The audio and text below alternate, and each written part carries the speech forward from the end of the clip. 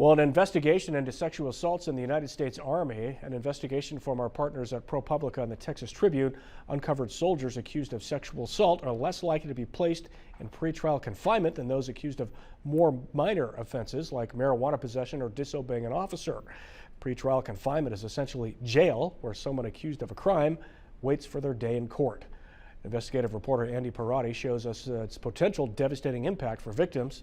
We want to warn you, there are some details of sexual assault in this report. She loved being a soldier. This is Asia Graham taking the military oath after enlisting in the Army in 2019. All enemies, foreign and domestic. Foreign and domestic. A promise to fend off enemies of the United States, not knowing she would need protection herself from a danger within the military months later. Asia referred to it as the incident. She couldn't tell me her pain. The incident Asia couldn't say out loud, a sexual assault by this man, Christian Alvarado, a fellow soldier, both stationed at Fort Bliss in El Paso, Texas. In signed confessions obtained from the Army, Alvarado told investigators he had sex with Asia, and after she passed out, he continued. The 20-year-old also admitted he was wrong for having sex with another woman who had accused him because of how intoxicated she was.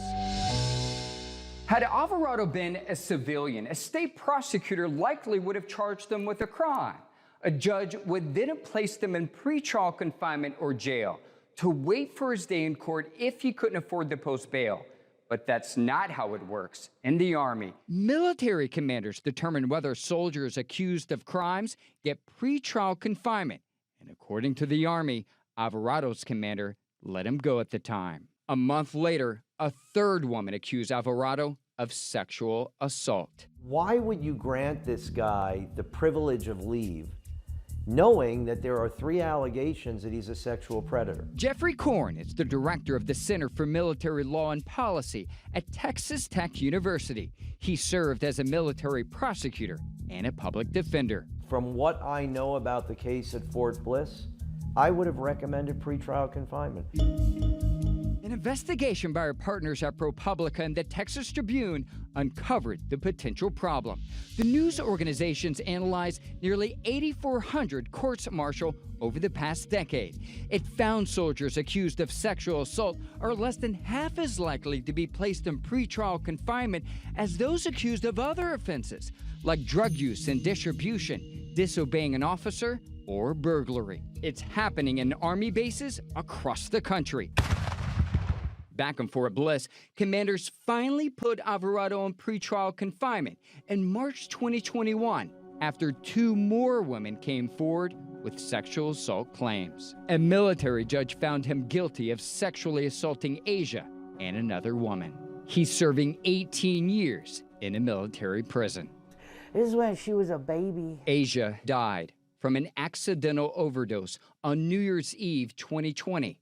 Her mom believes Asia was self-medicating to numb the trauma from her sexual assault. She was 19 years old. I gave the Army a healthy 19-year-old girl, and I got back a box with a flag on top. Alvarado's attorney didn't respond to any request for an interview. A former Fort Bliss spokesman told our Propublica and Texas Tribune partners that conditions to justify placing Alvarado in pretrial confinement were not initially met, but declined to clarify any further. Army officials defended his pretrial confinement system. It says the nature of a soldier's offense is one factor to consider in a decision to put someone in pretrial confinement, but it's not the sole factor. The Army says a soldier's willingness to follow orders also plays a role.